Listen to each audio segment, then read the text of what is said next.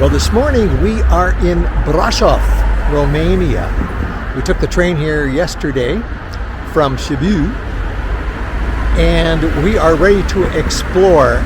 We're approaching the end of our 3-month trip. We have about another week and a half or so to go. We would not call this slow traveling. And, you know, that's one thing. We've done both fast traveling and slow traveling, and I would, we're only here 2 nights in Brasov, and we're going to be 3 nights in each of the places, next places that we're going to. This is more of a let's check off places on our bucket list. Because of the short period of time that we're here, Tanya, we're going to be missing Dracula's Castle. We're going to have to save that for another trip. It's otherwise known as Bran Castle, and there's Pele's Castle, and there's a couple of other must-see places, but we're not going to be doing that this time. But if you've been there, please let us know what you think. Exactly. So we've gotten up early for us this morning, and it's a little after 8 o'clock, and we're going to take an early morning walking tour of Brasov before all the hordes of tourists get out here. It's in summer now, it's a weekend, and there are lots and lots of tourists. It's getting toward the end of August, but we've gotten out here while the weather is still cool. We see a beautiful building there in the distance and the mountains in the back. So, so far it looks like a very lovely place. So, Tanya, let's get going. Let's go. Brasov has really opted into this whole Dracula thing. We've got Bran Castle, which is not too far from here, out in the countryside, which supposedly was what inspired Bram Stoker to write Dracula, but of course that's all hooey. Bram Stoker was never here, and the castle sort of became known as Dracula's Castle because it sort of looked like the castle that Bram Stoker described in his book.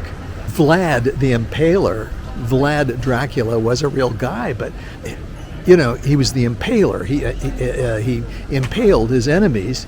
It had nothing to do with vampires or anything like that, but never let the facts get in the way of a good story, and so it's really a big draw here. And even in the middle of Brasov, you see here is Dracula Restaurant. I don't know what they specialize in. Blood sausage, do you think, Tanya? Oh, I don't know. Filet of neck? Pork neck? Okay, we're done. Any kind of neck. Chicken neck. Anyway, there you go. Well, I'm looking at the menu here at the Dracula Restaurant. We've got such things as salad Dracula. Well, that's about it. There's Dracula soup, Dracula mixed grill, Dracula cabbage rolls. Not very creative. Very creative. Not very creative. Not very creative, says Tanya. I'm sure the food is great. Don't get me wrong. So this is the heart of Brasov, the main square, and this is what they say is a must-see here. And watch your step, sweetheart. A stage that's set up here. You've got Starbucks over here. A lot of these old houses are now museums, and so you can just spend, your whole day going through museums if you like. And I would imagine in the winter, assuming they're open, that's how you could spend your day here. It is a beautiful town. I'm sorry we aren't here for a longer period of time, but it is very popular. It's probably one of the most popular places in Brasov. And one thing that we noticed this morning in our hotel, there was a Viking river cruise table set up, and I thought, well, there's no river here. How can this be? Or there's a little river, but it's certainly not capable of accommodating a river boat. And I talked to a lady there last night, and she was explaining to me. She says, no, I said they come here for excursions, and these are people that are either in Bucharest or they've come down the Danube, and so they take a bus tour up to Brasov and probably go see the Pele's Castle and the Bran Castle and see some of the beautiful countryside up here. You can see up here in the top of the hill is Brasov sign. It's just like looks like the Hollywood sign in Hollywood. Big letters up there. So I don't know, it looks like it'll be a little tough to climb up there. There is a cable car over off to the side. We might do that a little bit later.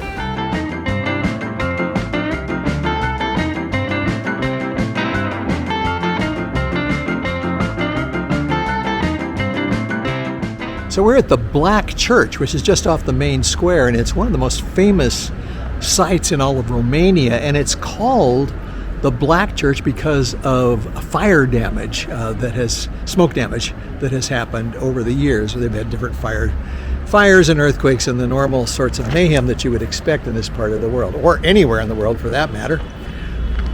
So this church was built, like 1477, something like that. And it was originally a Roman Catholic church, and then during the Protestant Reformation, the Lutherans took it over. Supposedly it has, we haven't gone inside yet, but it has a huge collection of carpets in it.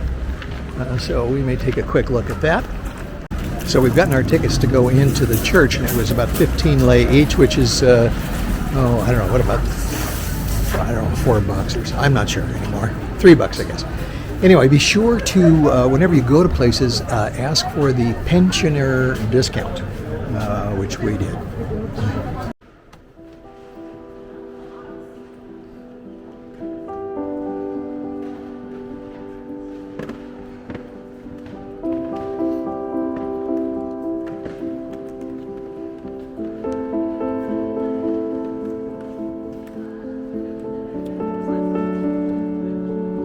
One thing about this church is it has one of the largest organs in Romania, about 4,000 pipes, and this dates to about 1860 or so, but it's still in use. And actually there's going to be an organ concert a little bit later tonight here.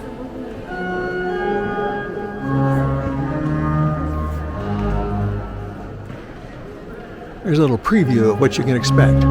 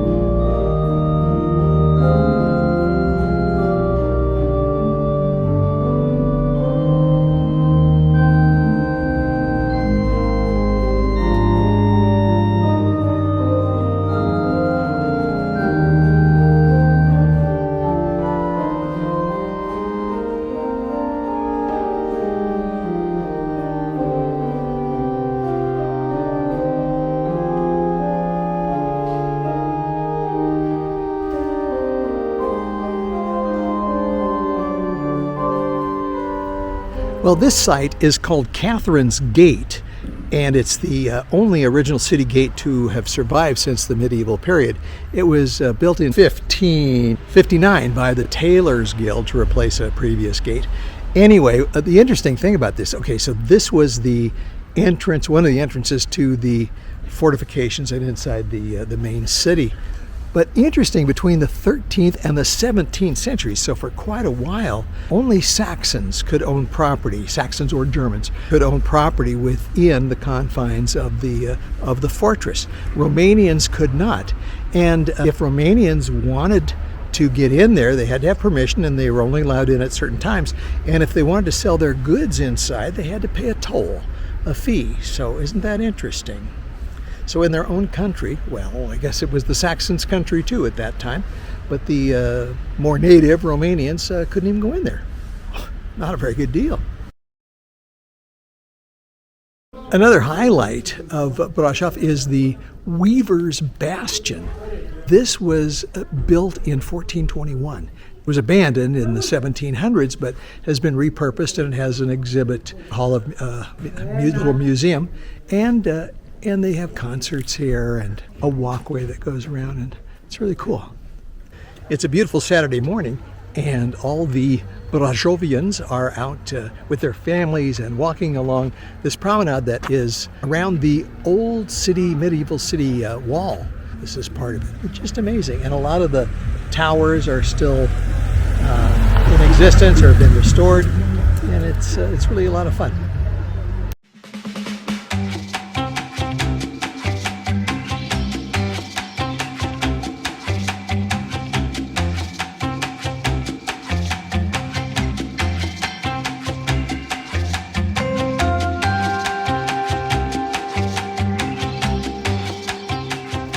I really like it when people are very realistic in their advertising.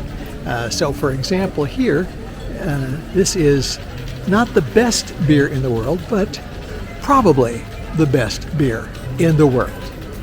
Most probably.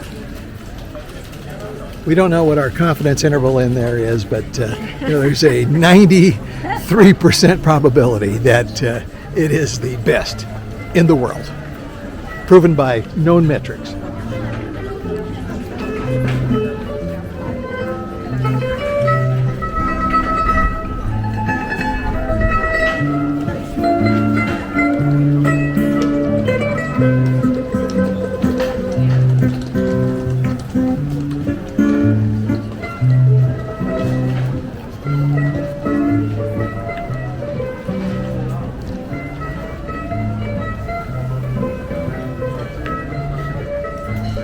Just like a taco.